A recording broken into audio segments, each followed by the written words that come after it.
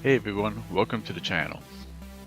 So you're here to find out how much does it really cost to own a boat.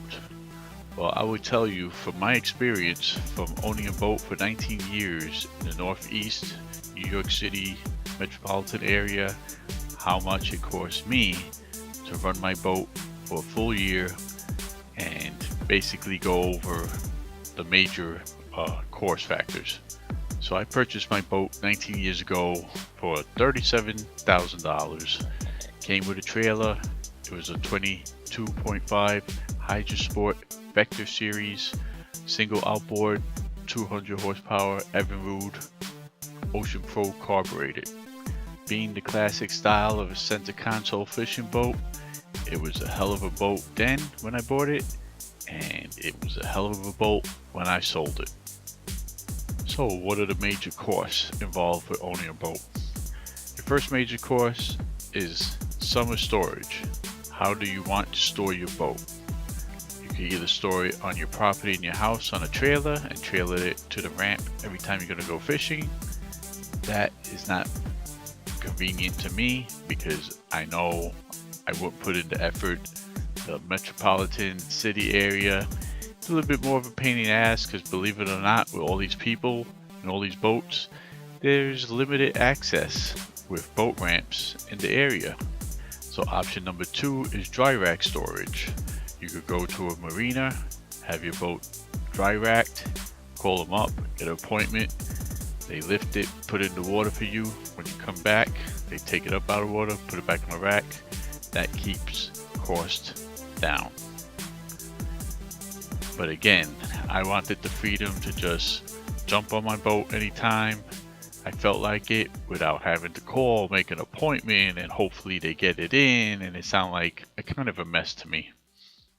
So in-water storage is what I searched for, and what I found was the prices go from expensive to really outrageously expensive in my area. But searching, I found this spot where this older gentleman owned a marina, which was bare bones, basically a parking lot, gravel, fenced in. It had electricity and water on the docks. The docks were in fair condition, nothing fantastic, but it was bare bones, and the price was the cheapest in the area, and I felt lucky to get a spot there. So I was in the same spot for 18 years. It cost me when I first got there, well, let me tell you the price of how much it cost me in the last few years of me owning a boat. So basically that spot was pay up front in cash, 110 a foot. So being that I had a 22.5 foot boat and the 0.5 was the pulpit, all the marinas would charge you 23 for everything. So 110 and 23 a foot is 25.30. That is for in-water boat storage, 24-hour, 7 days a week. Whenever the hell you want to jump on your boat, you go, and there's no issues. The ultimate freedom of owning a boat, that's how you got to do it. Now, for comparison's sake, the marinas around me ran from 150 to 200 to 225 a foot for in-water storage. That gets pretty pricey. Now your second largest expense was winter storage.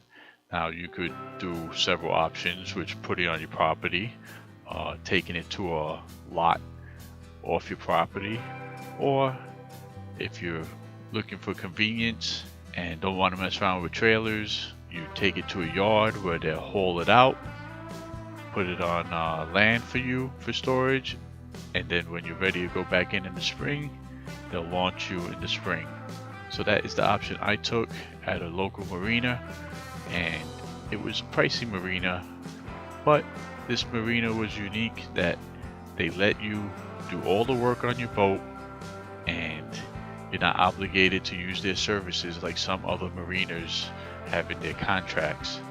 So I was able to have my boat hauled, put on land, and in the spring I would go bottom paint, spring prep, get it ready for in the water, polish and clean it up all on my own, and saving a bunch of money doing all the labor myself.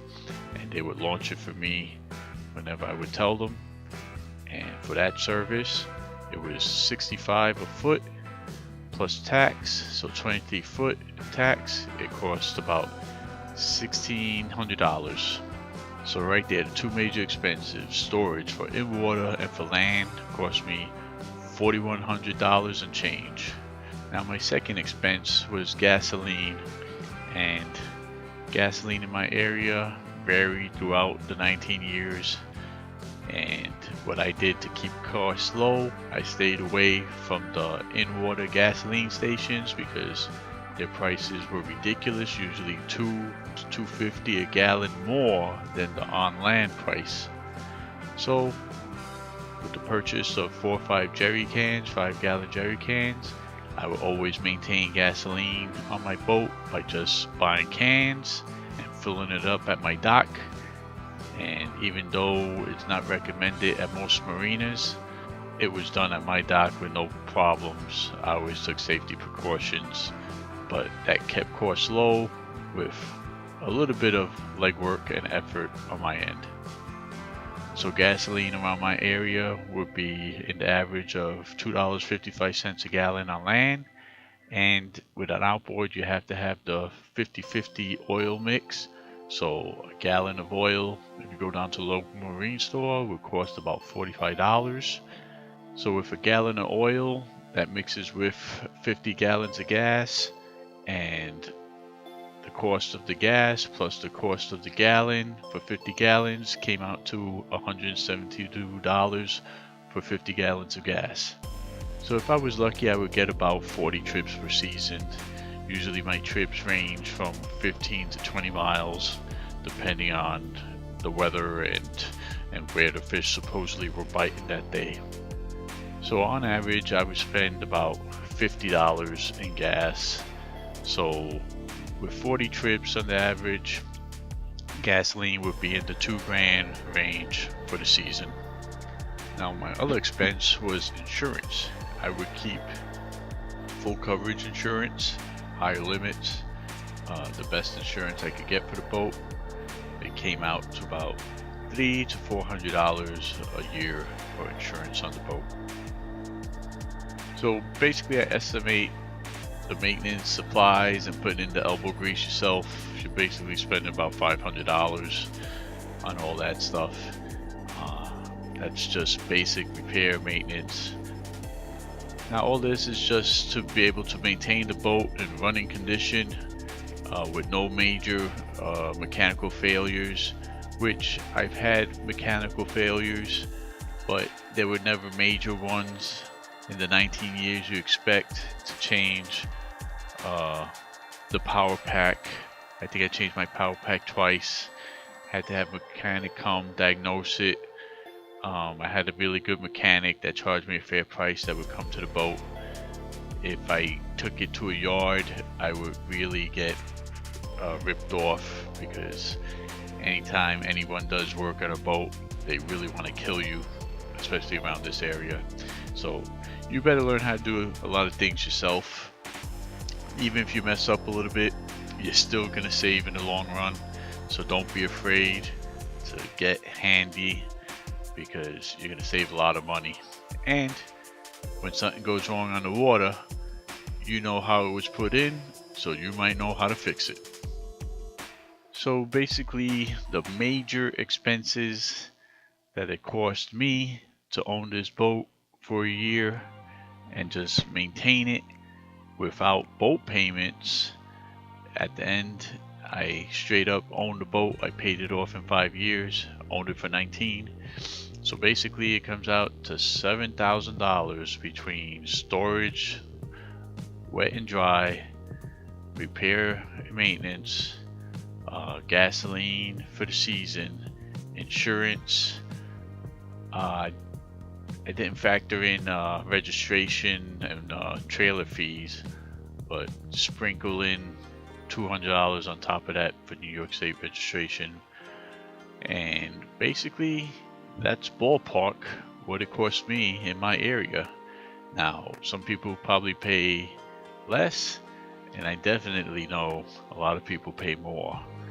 So as you would listen to me go over the basic cost of owning this boat, you have been watching video of me with my dad fishing, my brother-in-law, my friends, just knowing that the boat was sitting there ready to be untied and shoved off at a moment's notice, and being on the water in the night, in the morning, when the sun goes down, good weather, bad weather. It was an adventure every time you showed up in the parking lot on the dock, and the cost of that, well, I believe it was well worth it. If you have the extra money to spend, if you love being on the water, it's really, you have to try it. Bucket list item. Own a boat for a year or two. Give it a shot. Don't be afraid to go used if you're handy. And if you're not handy and you want to get handy, buy a used boat, learn, be safe, and enjoy. Thanks for watching. If you like this video, hit that subscribe button. It helps the channel out a lot. And hopefully you check out my old fishing videos and maybe check out my other content that I have available. Thanks for stopping by. Catch you later.